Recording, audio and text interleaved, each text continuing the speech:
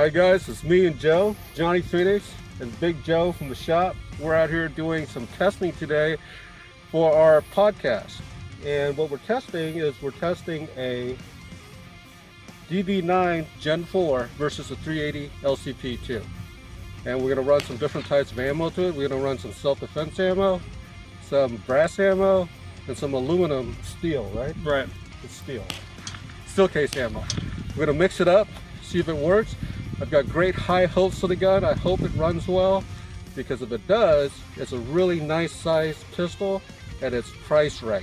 It's going to be somewhere in the neighborhood of $200 to $250 for the price point. So that kind of gun with that kind of caliber going up from the LCP2, which is 380 to a 9mm, is something that I think that most people would enjoy carrying. Don't forget to mention that we're in this beautiful Arizona desert. Can't get this anywhere else but Arizona.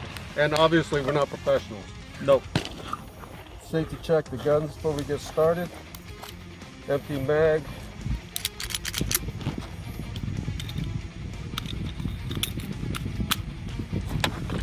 Same thing, this is the DB9 Diamondback. This is the 4th generation, kind of stiff because it's brand new.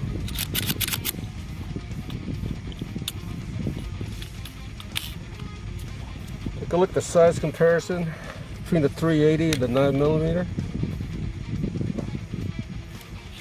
You can see it's a bit longer in the barrel.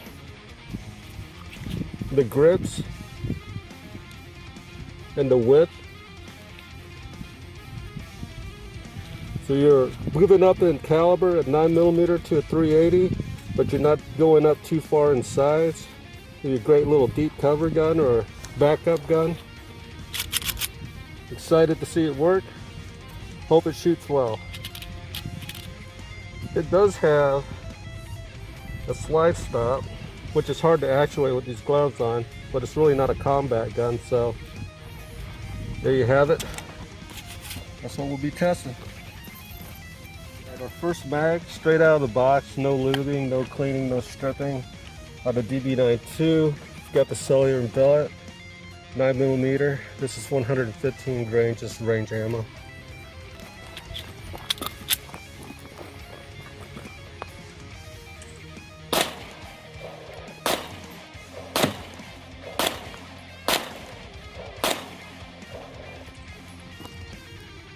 Clear. Not too bad. Trigger. The trigger is very, very long. Got a little snap to it. You get used to it though. This little thing right here helps a lot. Gives you a better grip on it. Just keep your pinky on it. Seems like a good quality mag. Nice tension on the spring too.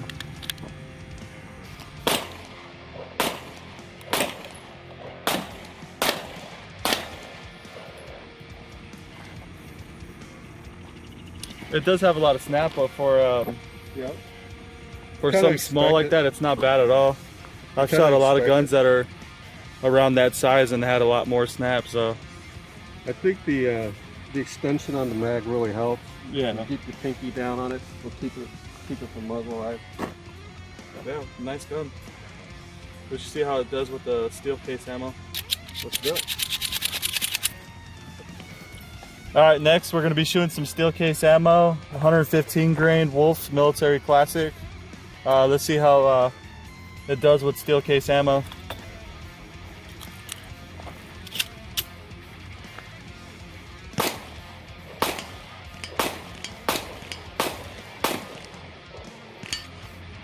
Ran through, cycled fine. I want to say it was a little bit smoother than shooting the brass, the S&B. We'll let John get a crack at it, see how you feel about it. So far so good. We got a lot of high hopes for this thing. If it runs like it's supposed to run, it's a great upgrade to an LCP2 if you want to go up in caliber. Not giving up too much in size.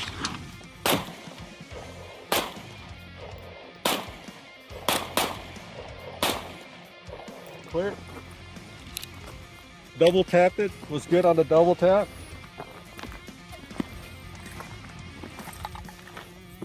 you go.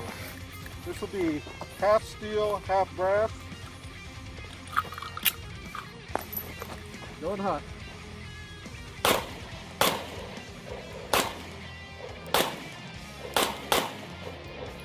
Clear. So far, so good. So all right, so Joe's gonna go with brass, steel, and then some 124 grain HST Federal hollow point.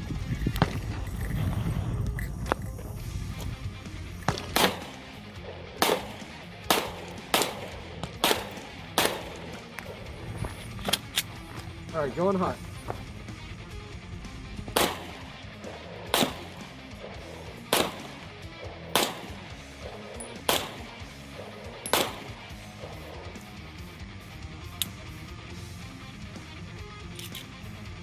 Empty, but didn't lock back. I'm gonna feed this mag full of hollow points and try to see if we get the lock back for the last shot.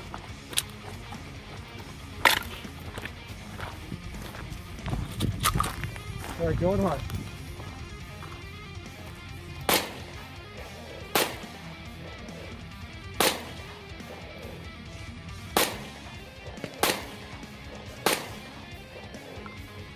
Lock back. Actually, I think the problem was not locking back with me. My thumb was riding on the slide.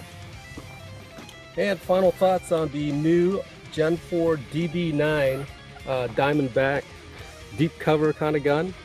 I had a lot of high hopes for this gun and all of them came true. We shot this thing with a bunch of different ammo. We ran it with steel case, we ran it with brass, we ran it with 115 grain, 124 grain. We ran it with hollow points, so it fed everything. There were only 2 glitches, and both of them were on my part, which were both user generated.